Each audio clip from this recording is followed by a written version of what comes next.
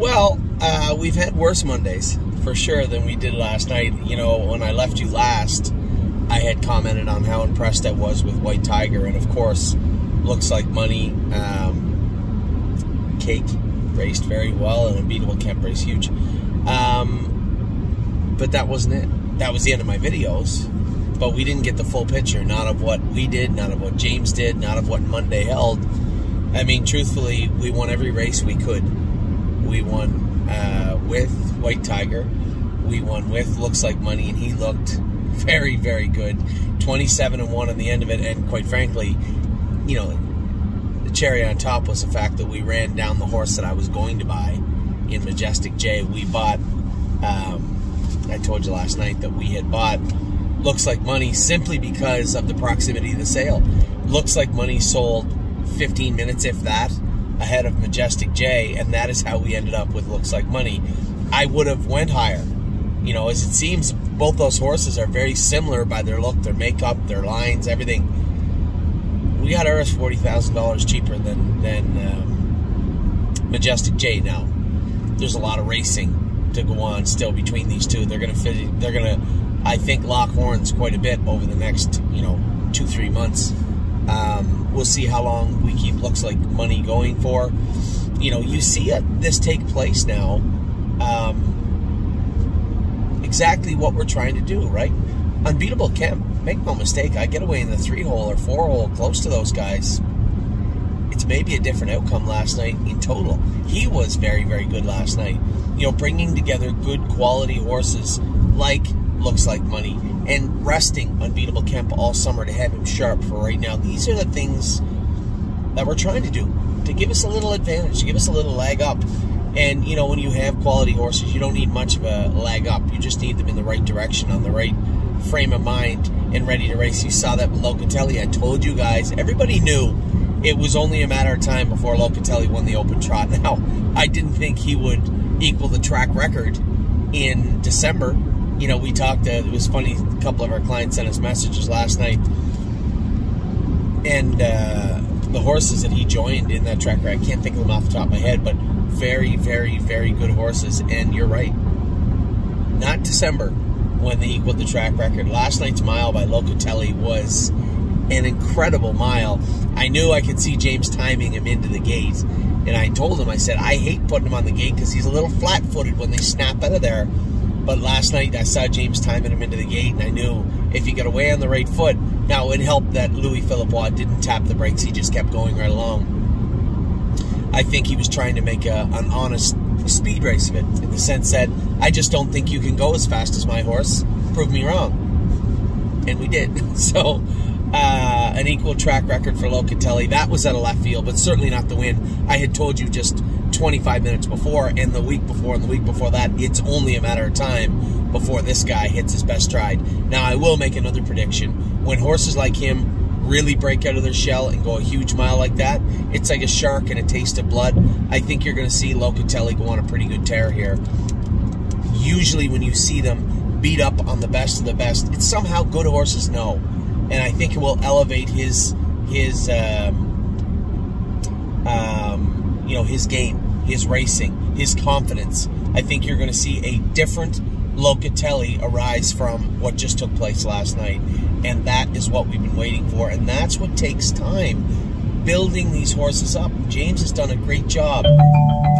Harry has done a tremendous job. And Harry Polden's barn, not since, I don't mean to overstep because I could be wrong, but not since the era of Matt Scooter and On the Road Again has Harry Polden been on such a run that he is on right now.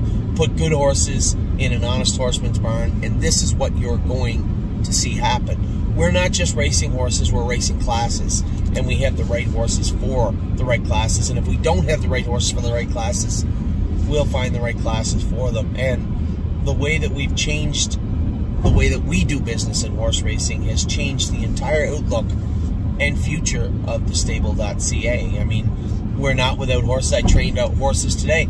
Anchors Up, Rito Legacy, Sipping on My Shine. These horses are probably going to leave in the next few weeks.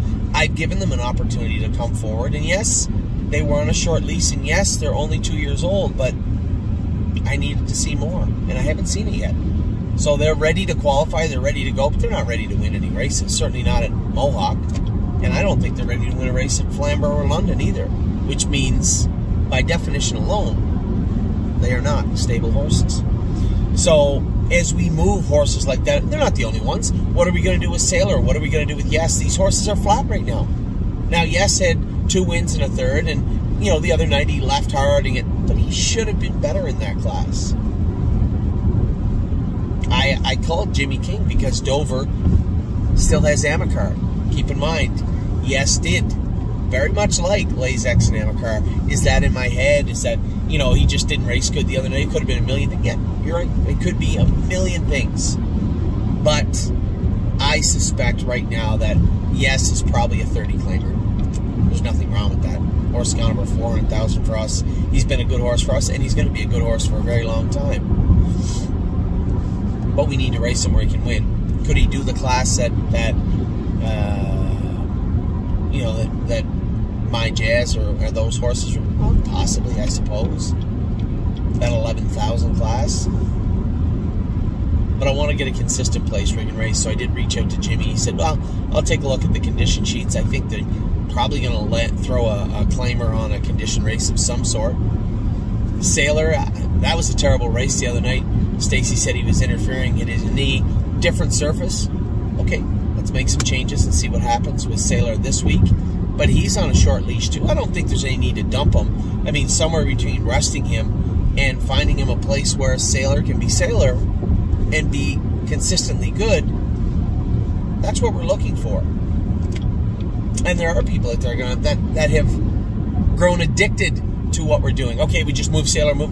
We will never become that just run and gun crew. And what I mean by that is, if you guys don't understand what that means, is, you know, the ones that aren't doing good right now leave right now. The ones that are doing good, we focus on them and continue to churn. We're not going to turn into that claiming stable.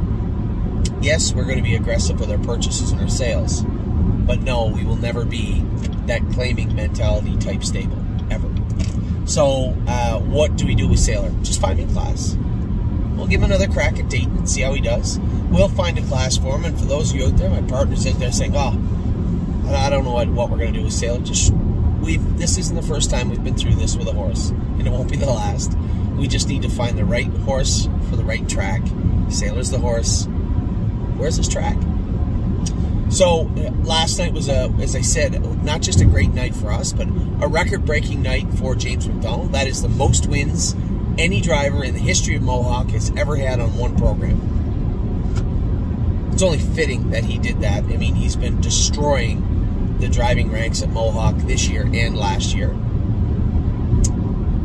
And I'd like to think we played a role, because last night he won half of his wins on our horses. But I don't know if it's a chicken or the egg. We don't know. We had good horses. You know, you need a little luck, and he found it with Resolute Bay. He kind of looked like he was in an impossible position coming out of the turn. Horse ran out and get out of gear. Another one, everything opened up. But the little red fella had to do his work. And I know last week we had a little internal poll from our clients. What do you want to do with Resolute Bay? Do you think we should keep him? Do you think we should sell him? And the resounding answer from almost everybody was, we'll sell him. I stayed neutral. I did not want to even weigh in, because I can make a very good argument for both. One, Resolute Bay is worth a lot of money right now. Two, every bit as important, he's the type of horse we're looking to buy. This is a horse that I've been telling you since he was 2, 4, 5, 6. These are when you're going to see some real good things from Resolute Bay. What I saw last night was a determined horse that knows where and wants to visit the winner's circle as much as he can.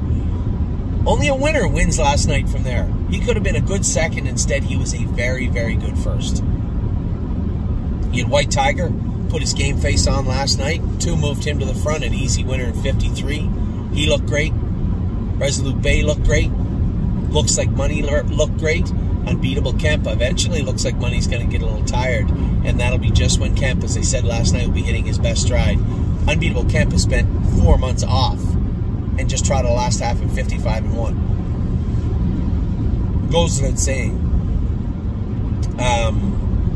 that he'll be a good horse. I mean, all those starts that Looks Like Money and Majestic J had all summer to get better, to get stronger, to see that speed. Kemp didn't. That was all raw talent last night. many of the starts that they got, he never has. And as he gets more and more and more, you're going to see a very, very, very good 4-year-old emerge.